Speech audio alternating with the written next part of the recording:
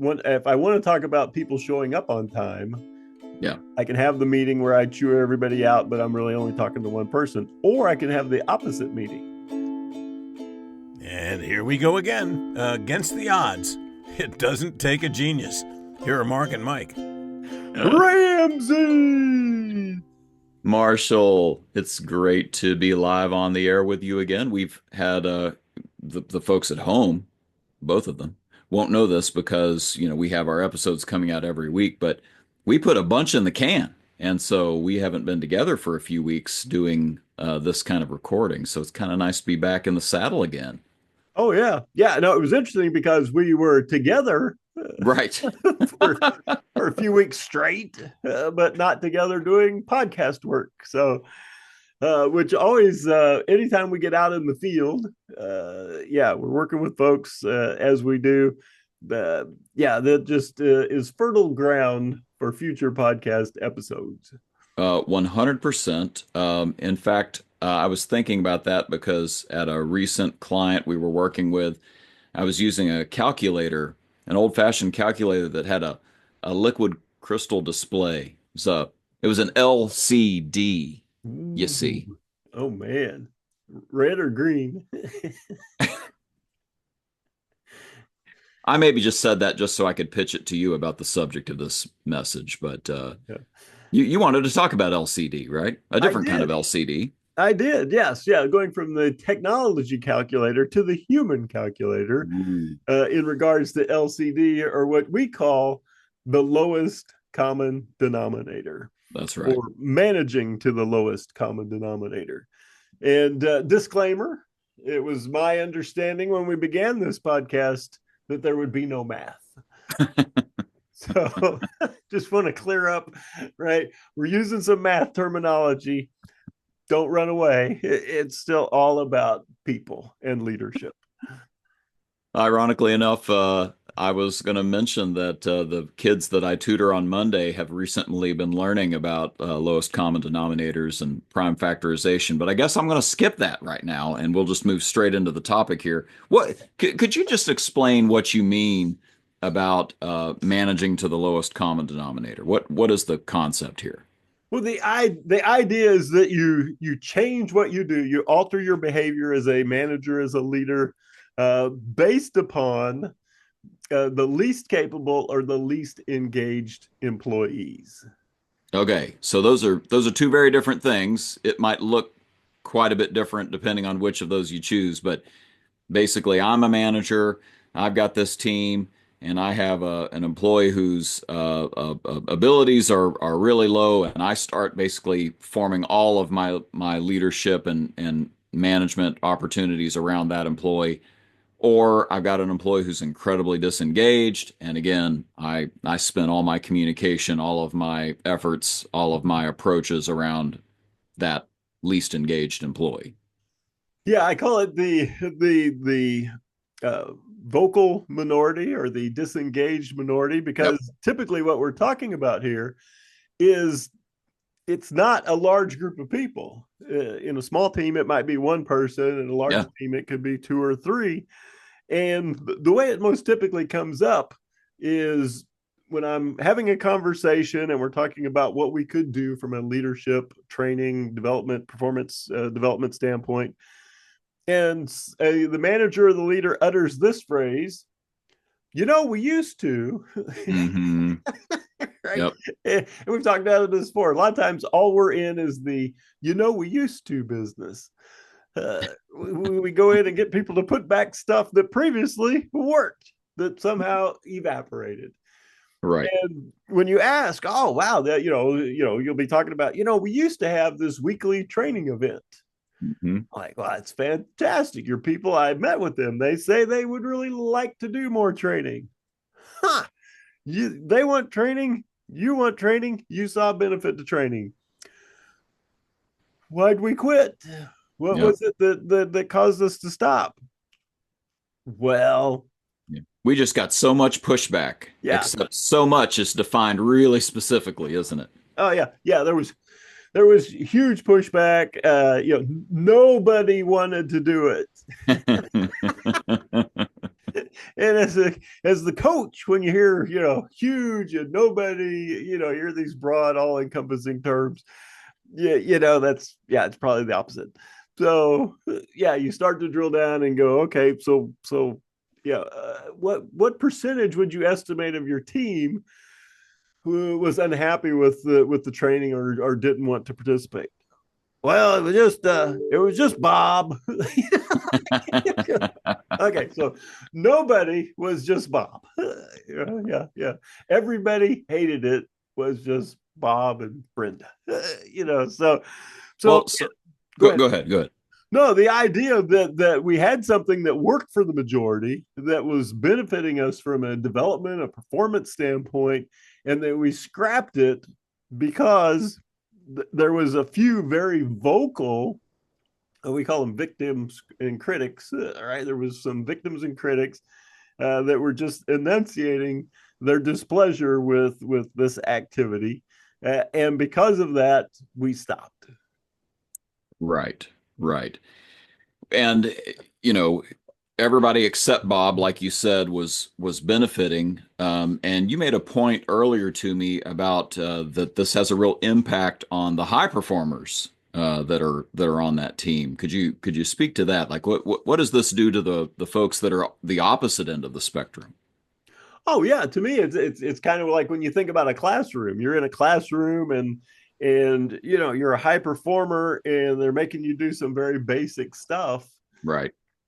right? You now, instead of the low performers, right, the least engaged people becoming disengaged, now I run the risk of my high performers Hmm. losing interest, and the lack of the adrenaline rush of a challenge, right? Being pushed to Mm. be more and do more, right? Being recognized for their superior performance. All those things come into play if I've lowered the standards for the entire team. Yeah. Yeah, and frankly, I think the same's true for the leader. In fact, I'll bring up, as I've tutored this group on every Monday during the school year, I tutor this group of students, and they go through six big uh, threads of subjects, I guess you could call them. Math is one of them. Latin is one of them. Logic is one of them. Rhetoric is one of them. So it's fairly elevated. But guess what? Some of them come more easily to students than others. And what I've noticed that I do for myself is that if everybody's kind of disengaged from one particular thread, such as Latin, it's easy for me to kind of not just back off on teaching it in class, I back off on learning it. And so now I'm behind the eight ball, right? Because I've said, well, it's just not something that they're going to grab hold of, so I've got better things to do with my time. Whoops, that's a mistake because now I'm not prepared and I'm not ready to carry them forward. And you see this happen on a sales floor, for instance, a sales floor where they're using a CRM tool. And some people really say, oh, I don't want to use that CRM thing, that customer relationship manager. I've got better things to do with my time, and I don't want to enter in all the data. And well, we're requiring it now. Okay, I'll do it. Well, if the leader isn't engaged enough to say, you know what, I need to be able to call your bluff on whether or not you are actually doing it. I need to be able to follow up and see if you've been putting things into the CRM because it really will help us. The whole thing falls apart. So if you start to let the LCD become the focus, even the leader himself will start to become disengaged. Oh yeah. You become complacent. You're no longer challenged. You don't see the potential in your team, and that can be disheartening. Yeah. And it may readily be apparent, but yeah, you're managing to that lowest common denominator. So you also end up focusing on compliance, right? And I sort of implied that just the way I was talking about the CRM tool. Everybody's going to have to use this, and like it wasn't even being used for a reason. Like we're just going to do this because we have to do it instead of we're doing this because it leads to higher sales and better customer satisfaction. And here's how. But so what happens with that focus on compliance? This is my favorite part of this, because you and I, we have worked for various organizations, and we are never in the know. We were never near headquarters. We're never, talking regularly to the power people. Yep. Right? We're out here in the country doing our little work and trying not to, cause a fuss. And then from up on high from headquarters comes a proclamation. From this point forward, you will no longer be allowed to do X. Right. And then you and I would meet, we'd be like, and you had the best line of all time. You'd always go, I had no idea we could do X. I was too much of a goody two shoes. I Yeah, didn't even think about the ways of breaking the rules. Yeah. yeah. And we'd be like, and then the next question, of course, was, wonder who did Yeah, it. that's right. Yeah. Oh, I think I know who did it. Right? I bet I know. They're always doing stuff like that. I even heard they were doing it before the rule came down. Yeah. And Yeah. so the idea that, yeah, the managing to the lowest common denominator is just making up more and more rules Yeah. to, instead of managing, right? So one expert on this that I read, he calls it passive aggressive management.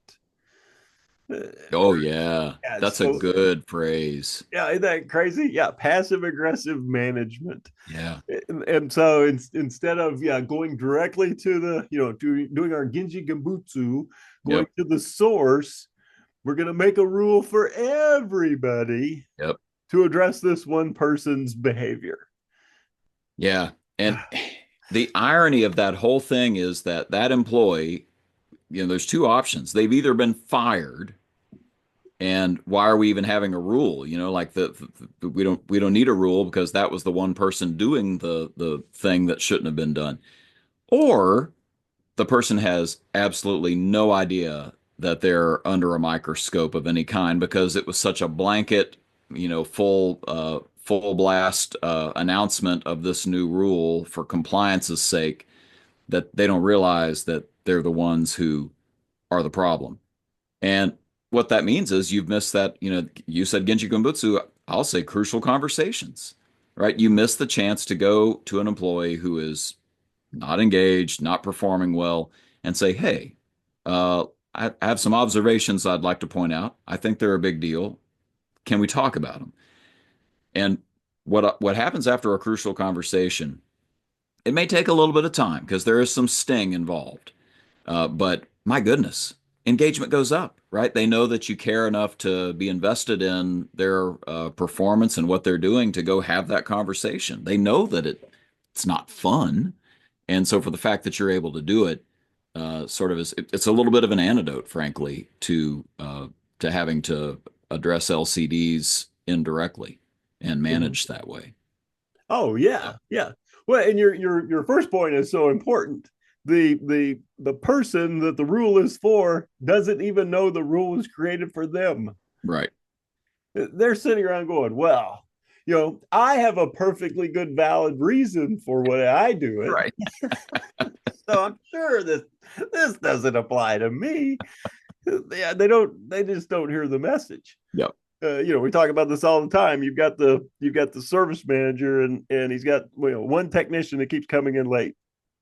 So has all the service technicians together in a group. He's got 25 of them there, and he's going to give a lecture on showing up on time and how Yep. important it is to your fellow team members and the customer experience and the workflow production, right? And he's going to do this talk, and the whole time, everybody in the room is now discouraged because they know that they show up on time and they're doing the right thing, and now you've wasted my time in the meeting.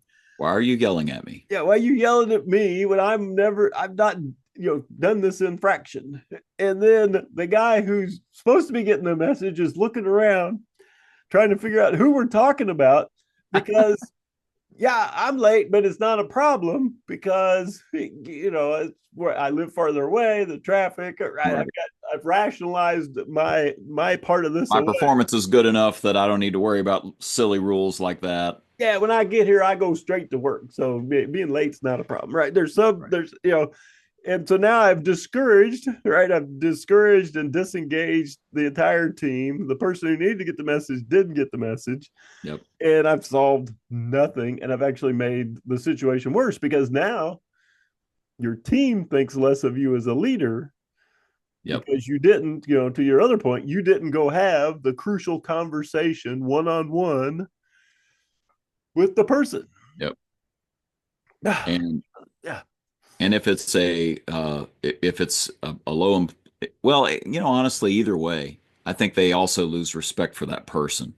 Even if it's like a capability issue and somebody needs to grow in their performance level, it's still like, man, I think less of them. I think less of our team. That's all we can accomplish. You gave some examples about that when we were sort of setting up the call, about setting standards that were so low that everybody could hit the bar, or they were, like easily hit by most, but maybe it was a little bit of a stretch for that LCD person on the team. That's no fun, right? That's like we're the remedial team at that point, right? Oh yeah, yeah. Because somebody told me, they said, high performers want to be around high performers. That's right.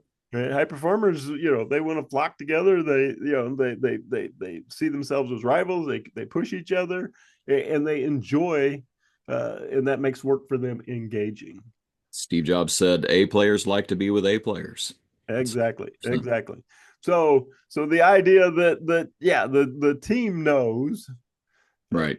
it's like when we tell the little kids playing soccer that we're not keeping score. Yeah.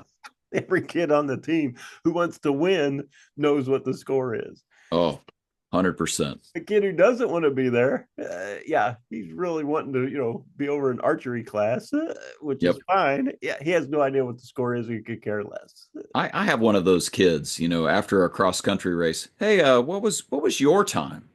Right? Like nobody's made a big deal about it, but he's going to go around and find out individually from everybody what the times were. How did you do? Which Yep. is a nice way of saying, did I beat you? That's 100% what it is. You're exactly Yeah. right.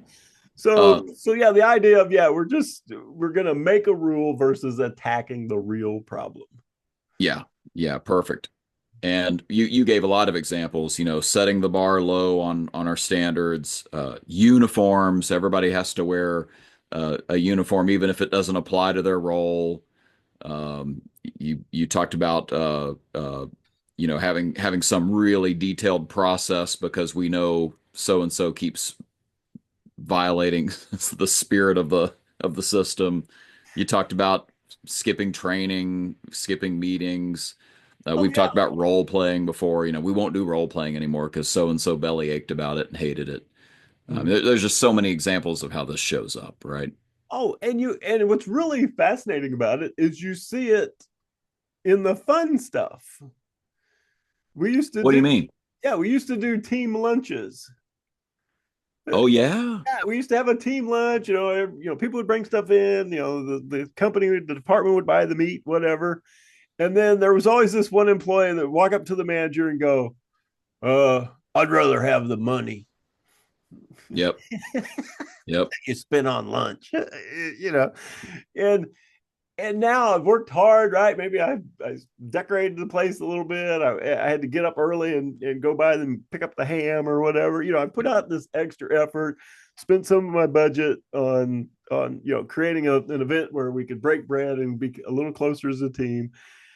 And every time I do it, this one person comes up to me and goes, I bring my own lunch. I'm just gonna get something to eat and go back to my office. I'd rather have the money. And I get it when you talk to these managers who have been beat down. They yeah, are exhausted. right, They're exhausted by the negativity.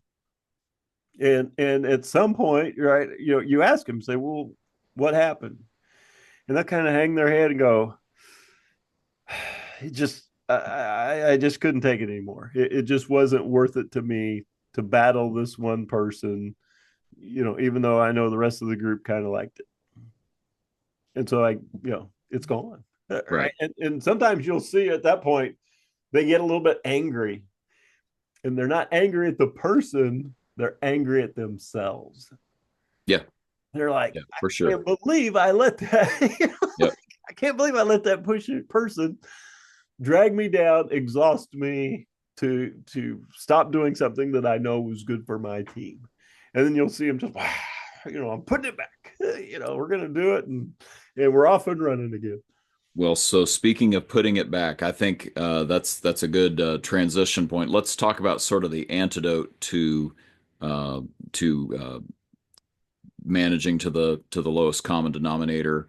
One of the things you mentioned was differentiating the expectation, sort of setting everything out on the spectrum of where your people are involved and approaching each of them a little differently. Oh yeah, yeah, and this is especially important when there's capabilities difference. Yeah. So this is different from attitude. This is capabilities, right? Some people, and that's why I like a focus on personal best. Yep.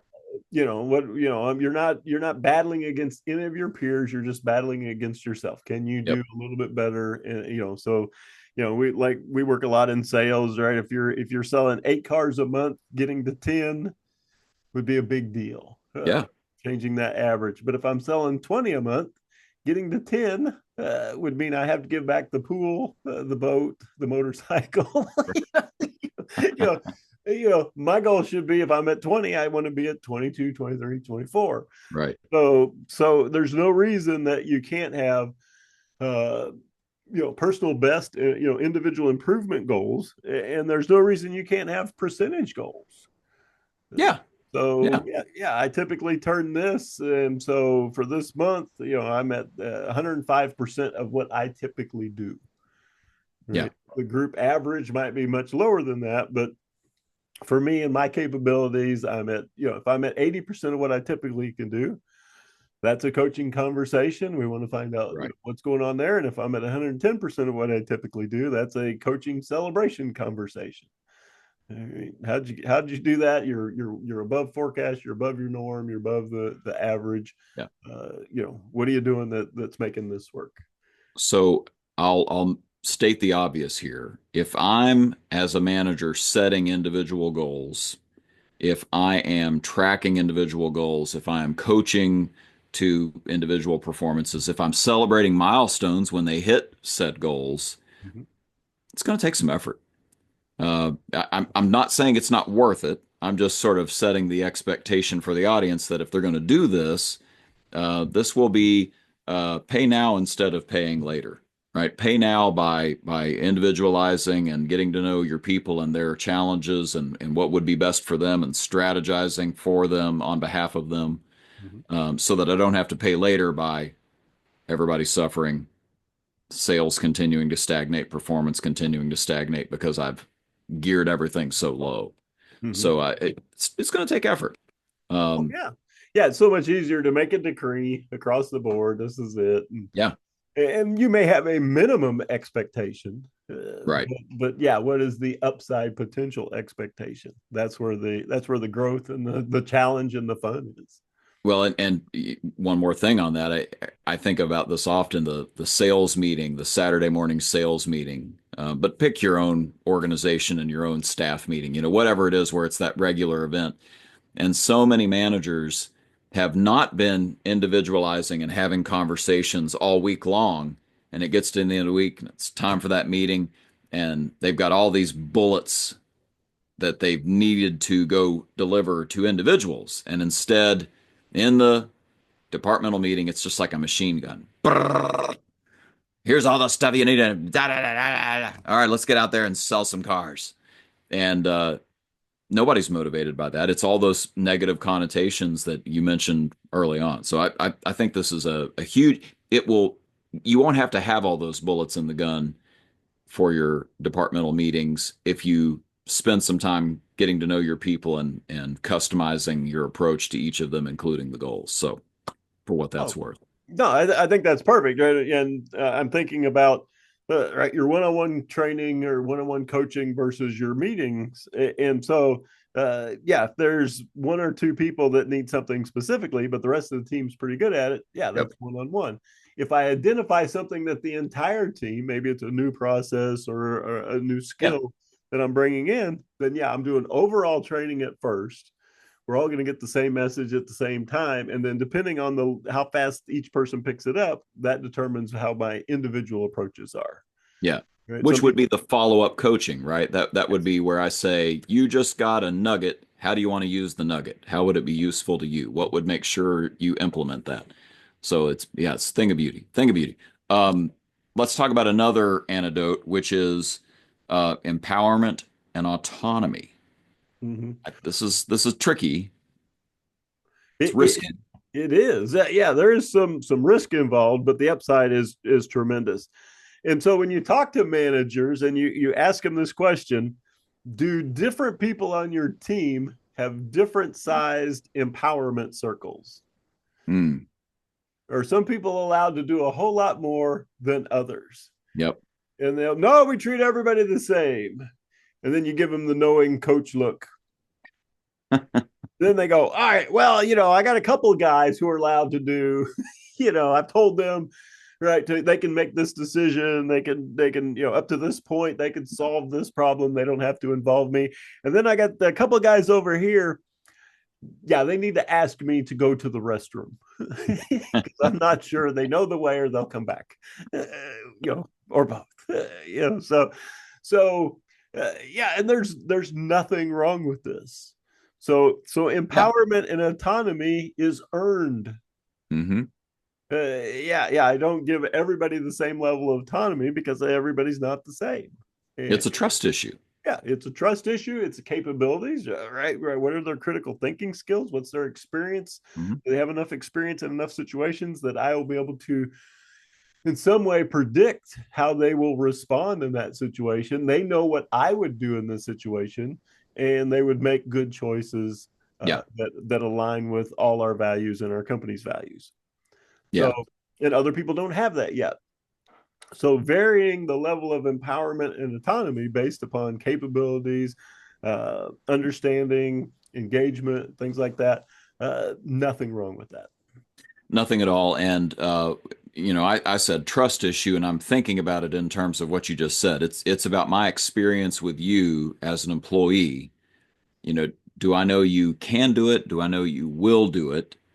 And do I really believe that I'm getting the full story from you and know enough about, what you're struggling with that I can help you in the moments where you need help? And do I believe that, you're not just in it for yourself? Those are all elements of trust. We've talked about that many times from the Thin Book of Trust.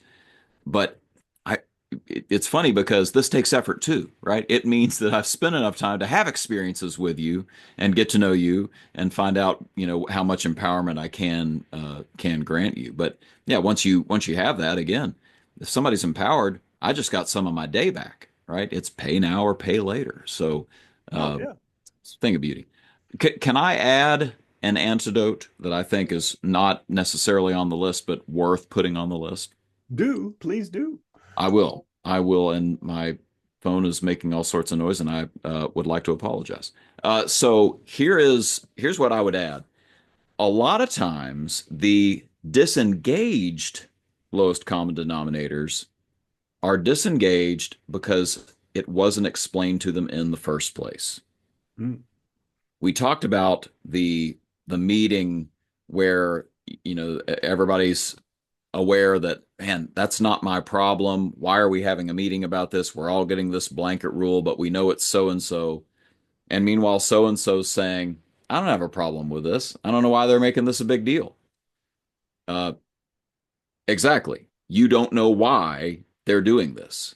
And mm, so maybe it's a one-on-one, but in some cases, there are blanket rules that get put in place. I was talking to an employee yesterday, and they were very disengaged. They were very upset with what had happened with their organization, and I told them, they described the issues they were having, and I said, look, on paper, you just described three or four fairly common good best practices that organizations like yours should implement. They're things that are trending in the industry. They're things that are important for organizational growth. I can see good reasons why they would have done these things. And I invited this person to assume some good intentions on the part of management and go have a conversation with them. Now, that shouldn't be that employee's responsibility, right? If you're in leadership, leadership should be saying, here's what we're doing and here's why we're doing it. And what questions do you have so that we can make sure you're comfortable with the direction we're going? Because our goal isn't to disengage anybody, right? Our goal is to engage. Our goal is to increase performance. So I think there's something to be said for you'll prevent a lot of these LCD moments if you'll slow down to say, okay, have I really explained this? Have I really communicated where we're headed so that I don't accidentally disengage people in the firm? So that's my piece. No, that's fantastic, and yeah, it reminds me that we often talk about if I want to talk about people showing up on time. Yeah, I can have the meeting where I chew everybody out, but I'm really only talking to one person, or I can have the opposite meeting. So I gather everybody together and thank everyone who does show up on time. yeah, And then to your point, then I explain the positive impact, the why that's important. yeah. There's a way to do it. Yeah, Yeah. Here's our productivity, right. I've pulled the numbers, guys who show up on time that are X dollars more proficient, or whatever the thing is. Our customers are showing up earlier and earlier. When you show up on time, it allows us to meet their expectations. that's good. All of a sudden, we're having this wonderful positive conversation, and at the same time I'm doing what you suggest, which is here's the reasons that this is a big deal, and the majority of you are doing it. Much appreciated. I just wanted to get you all together to express my gratitude and appreciation for that. That's good stuff. And then if I need to talk to that other person, then I still have that opportunity is always there. Yeah, for sure. Yeah, coaching never ends, right? There's always that opportunity to do it. But I think this is really good, and I was a little surprised when you brought it up as an episode that we hadn't actually already done this. It just shows you it's like a never-ending just cornucopia of things that we can talk about that we've all got some opportunity to grow in. So hopefully this helps some of our listeners. Oh yeah. This is one of those conversations we have so frequently. Yeah. In person that we never think to, oh yeah, this is actually something that the worldwide audience, both of them, might enjoy. That's right. Well, thank you for bringing it to the attention of this podcast. ID tag, as we have heard our announcer call it. Speaking of our announcer, why don't we turn it over to him and let him close us out? So go ahead and tweet that, or share it any other way you want. As always, there are no rights reserved, no trademarks, no copyrights. Share it if you want to. And join us next time on It Doesn't Take a Genius. That's good enough.